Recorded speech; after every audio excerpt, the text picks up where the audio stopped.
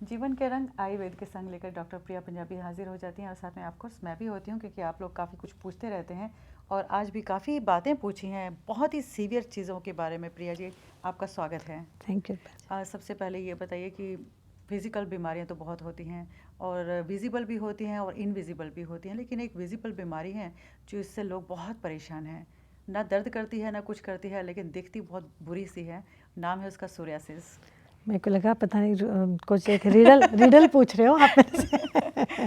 जी psoriasis तो उसके ऊपर जितनी बात करूं उतनी कम है। जी और ये सोरियासिस जैसे आपने कहा विजिबल होती है, नॉन, क्योंकि कई बार लोगों में सोरियासिस शुरू में अंदर बॉडी में छुपा हुआ रहता है, विजिबल नहीं होता है तो लोग उसको निगलेक्ट करते हैं। लेकिन आपके जानकारी के लिए बताता हूँ, अगर एक बार आपको सोरियासिस है और उसे आपने एड्रेस नहीं किया, ध्यान नहीं दिया, तो ये सोरियासिस, मेरे पास एक पेशेंट आता है, पूरा शरीर, you name it, except face की जो इतनी ट्रायंगुलर एरिया है उतनी छोड़ के पूरे बॉडी में उनका सोरियासिस इतना फैला हुआ है कि आज उनको सोरियासिस त्वचा क्या तो है ही, लेकिन ये सोरियासिस आगे चल के सोरियाटिक अर्थराइटिस करके संधियों का जो पेन होता है, जॉइंट्स के जो प्रॉब्लम वो भी क्रिएट करता है।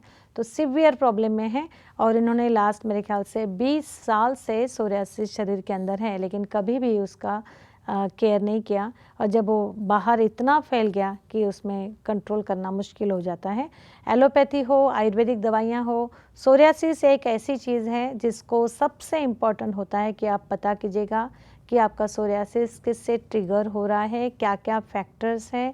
और आयुर्वेदिक जब आप सोरियासिस के लिए ट्रीटमेंट लोगे तो लोकल एप्लीकेशंस और इंटरनल मेडिसिन हो सकता है आपको सिर्फ 3 से 6 महीना लेना पड़े, लेकिन लोकल एप्लीकेशन सोरियासिस का लॉन्ग टाइम तक आपको रखना पड़ता है ताकि वो त्वचा का थोड़ा सा भी ट्रिगर हो गया, आ गया, तुरंत उसको आपको कंट्रोल तो करना है, क्योंकि this is not only the local external बीमारी, दिस इज़ अ सिस्टमिक अंदर की ये है। तो स्ट्रेस फैक्टर जो मैंने देखा हुआ है सोरियासिस में बहुत ज़्यादा ट्रिगर करता है। जितना आप ज़्यादा स्ट्रेस रहेंगे, आपके मन के अंदर जितनी अशांति, टेंशन्स रहेंगे, उतनी भागम भाग आप करोगे, उतना आपका सोरियासिस भी बढ़ेगा।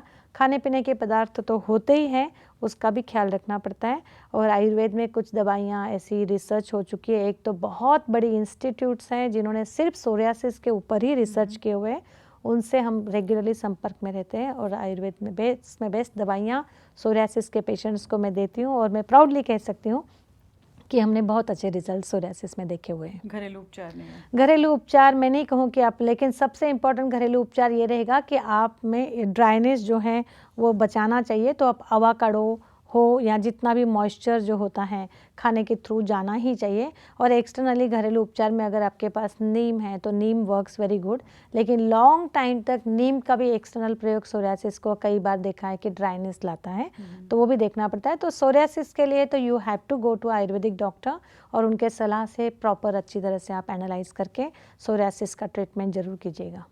Thank you. Thank you.